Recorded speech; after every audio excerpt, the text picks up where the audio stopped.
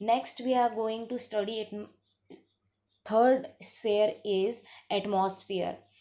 It is the sphere of air. The air around us is called atmosphere. Now, the air which surrounds the earth is called atmosphere. Now, suppose this is earth, और अर्थ के around जो atmosphere है अर्थ की surface पे, the air which surrounds the earth is called atmosphere. उसे atmosphere कहते हैं. The earth's gravitational pull holds the atmosphere around it. अब अर्थ का जो ग्रेविटेशनल पुल है वो अर्थ के एटमॉस्फेयर को क्या करता है, ऐसे होल्ड करके रखता है. Air is a mixture of gases, water vapour and dust particle. अब एयर जो है वो किससे मिलके बना है, mixture of gases, water vapour and dust particles. इन तीनों चीज़ों से मिलकर बना है. अब गैसेस कौन कौन सी, nitrogen is the most abundant gas. सबसे लार्ज क्वांटिटी में कौन सी गैस प्रेजेंट है, that is nitrogen which is of 78%. Right, nitrogen which is of 78%. Next second largest gas is oxygen. Second is oxygen which is 21%, and the remaining 1% of air is made up of carbon dioxide and other gases such as hydrogen, argon, helium and ozone. Now कुछ other gases भी हैं इसमें, जैसे कि hydrogen, argon, helium, right, और ozone एक layer है. ठीक है, सो ये सारी गैसेस से मिलकर हमारा एटमॉस्फेयर बना है. Right, air is the mixture of gases and it surrounds the earth with the help of gravitational pull.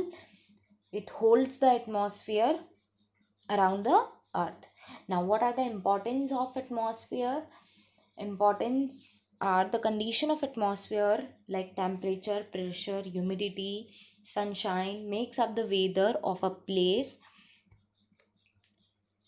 अब यहाँ की जो कंडीशन है, जो एटमॉस्फेयर है, जैसे कि टेम्परेचर, प्रेशर, ह्यूमिडिटी, सनशाइन, इसके कारण वेदर क्रिएट होता है, लाइक क्लाइमेट क्रिएट होता है, क्लाइमेटिक कंडीशंस क्रिएट होती हैं. राइट, क्योंकि यहाँ पे प्रेजेंस है टेम्परेचर का, प्रेशर का, ह्यूमिडिटी है, सनशाइन है, ये सारी चीज़ें हैं. Now look at this chart. Abundant gas is nitrogen, second largest gas is oxygen, and 1% is of other gases like hydrogen, helium and argon, etc. Okay, the gases in the atmosphere are useful to us in various ways. में gases हमारे लिए important है. Nitrogen is required to maintain the fertility of soil. Nitrogen soil की fertility के लिए ज़रूरी है ताकि जो कल्टीवेशन हो, एग्रीकल्चर हो, वो बेटर हो, अच्छा हो. Oxygen is the gas that living being breathe in.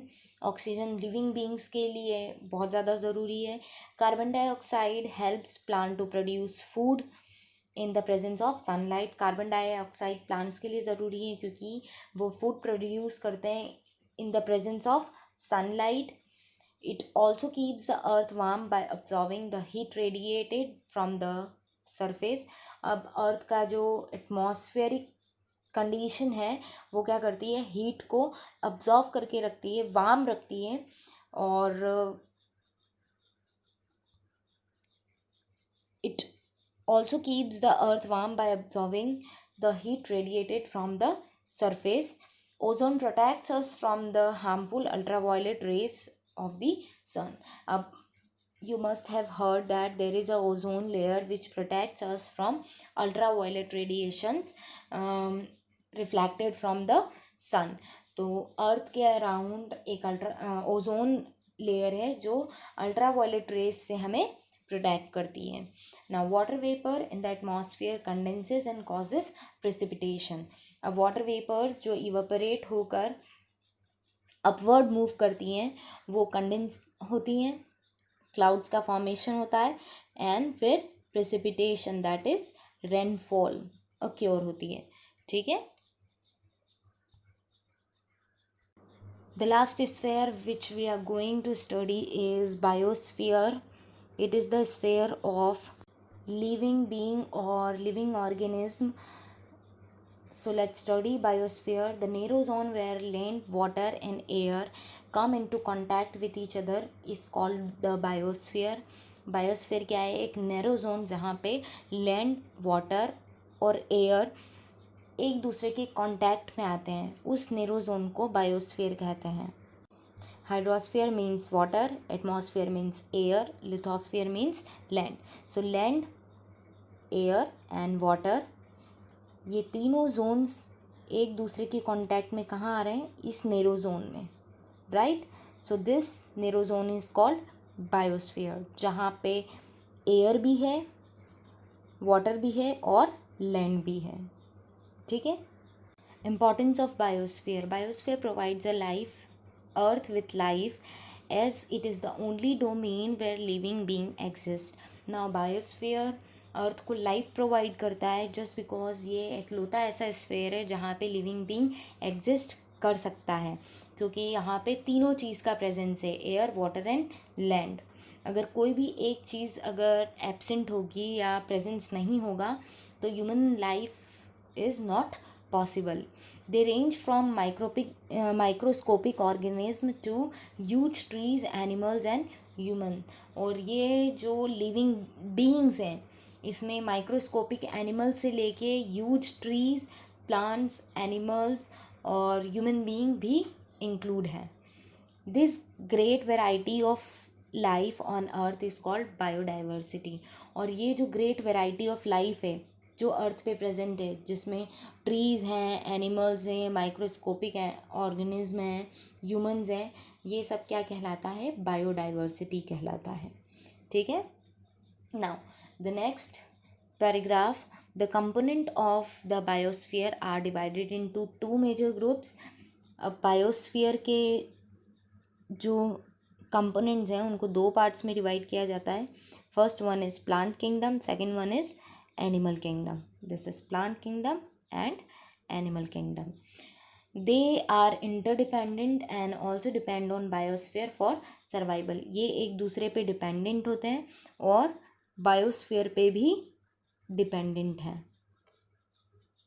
Okay. For their survival.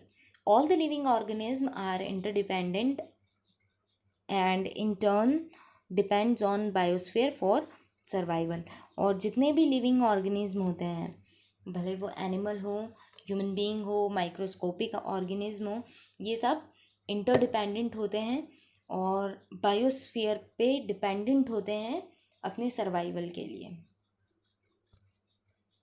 Next is ecosystem. An ecosystem is the distinct zone in the biosphere that has its own physical and biological environment.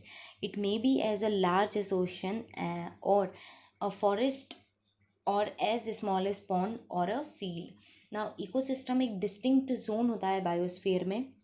Suppose this is biosphere और biosphere में ecosystem होता है. Ecosystem जिस particular zone में physical और biological environment include होता है. ठीक है. It may be as large as ocean. ये एक ओशन की तरह बड़ा भी हो सकता है, एक फॉरेस्ट की तरह हो सकता है, एक पॉन्ड की तरह या एक फील्ड की तरह भी. कितना भी बड़ा इकोसिस्टम हो सकता है. Each ecosystem is formed by the interaction of all living organism with each other and with the physical environment in which they leave. और ये इकोसिस्टम किससे मिलके बना होता है? जितनी भी लिविंग ऑर्गेनिज्म हैं वो एक दूसरे के ऊपर क्या होते हैं? इंटरैक्ट करते हैं, अ काइंड ऑफ कनेक्टेड होते हैं. ठीक है. The biotic and abiotic component of an ecosystem are linked to each other by transfer of energy and matter. अब suppose this is biosphere, right. इसमें एक इकोसिस्टम है.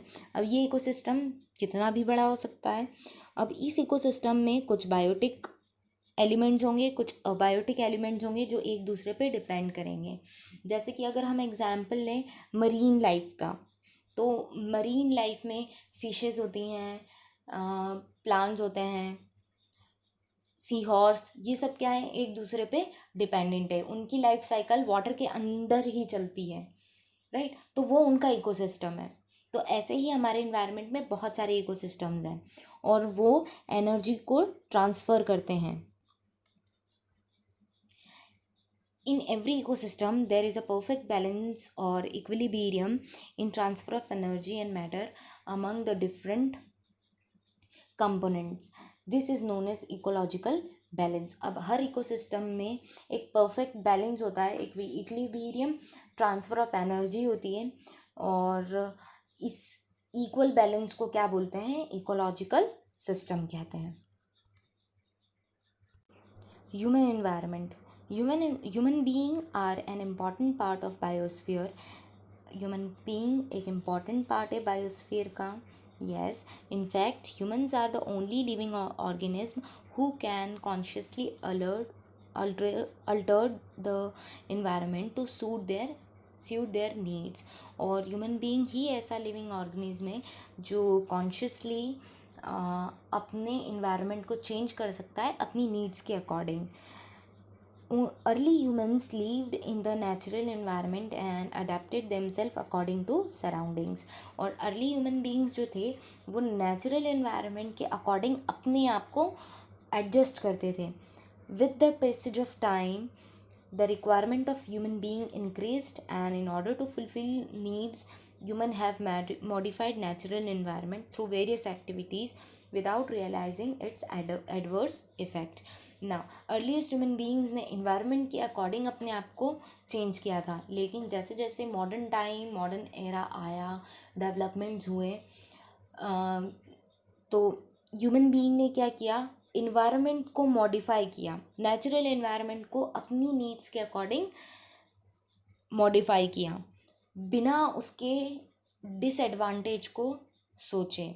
एडवर्स उसके ये एडवर्स इफ़ेक्ट्स क्या होंगे ये भी बिना उसके सोचे।